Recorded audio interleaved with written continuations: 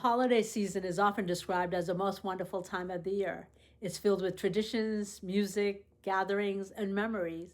But when someone is grieving, this time of year can feel very different. It can feel heavy, confusing, and even isolating. And for many, the idea of celebrating at all feels impossible. Grief has a way of changing how we move through our lives. It interrupts our rhythms and our routines. It rearranges how we feel, what we need, and what we're capable of.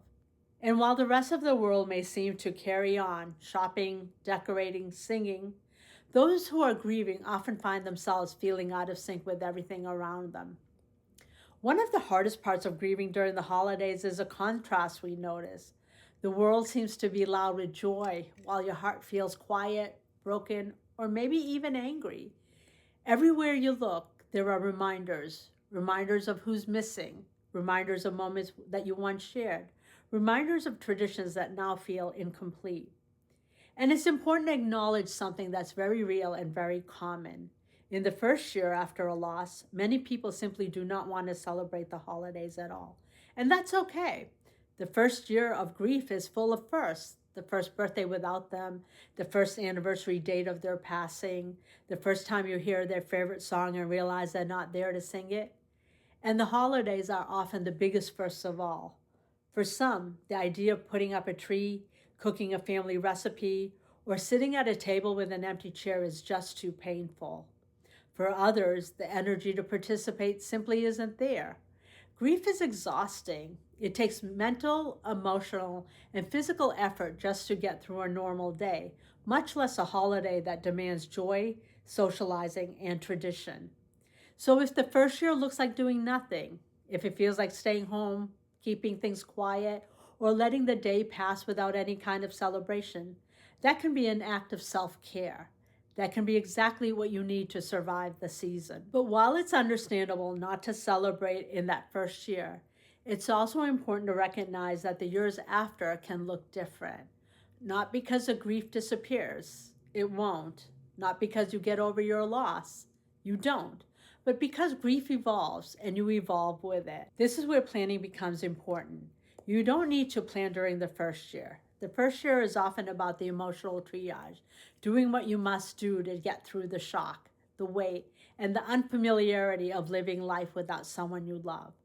But in the years that follow, having a plan for how you want to approach the holidays can help bring about grounding, comfort, and even the possibility of meaning. Planning does not mean recreating the past exactly as it was. It does not mean forcing yourself into celebration. It simply means choosing intentionally, rather than reactively, how you want those days to look. For some, planning might mean creating new traditions, maybe cooking their favorite dish, maybe taking a walk somewhere they love, maybe gathering with people who also miss them.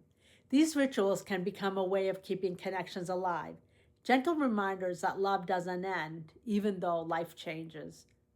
For others, planning might mean simplifying. Maybe you choose to participate in only a few activities instead of everything.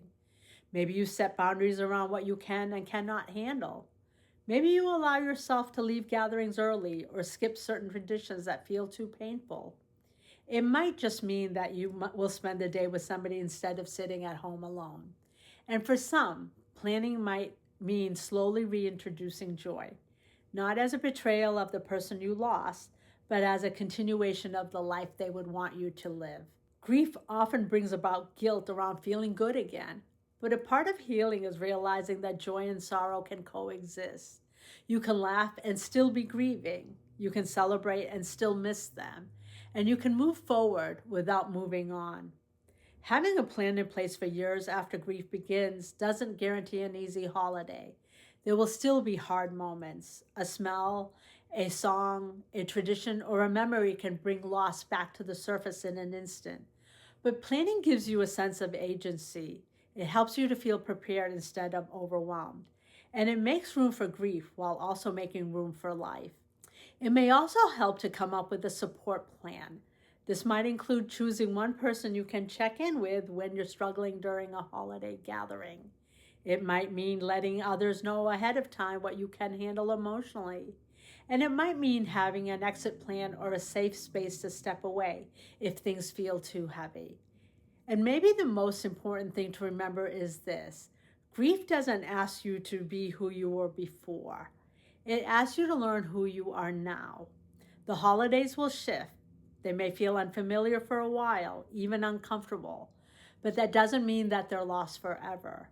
Over time, as grief softens, you may find small moments that feel manageable, then moments that feel meaningful, and eventually moments that surprise you with a sense of peace or connection.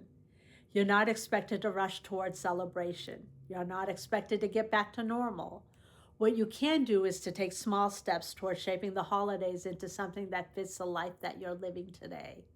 Something that honors the person you miss while also making room for the person you are becoming. Maybe that means celebrating differently. Maybe that means celebrating less.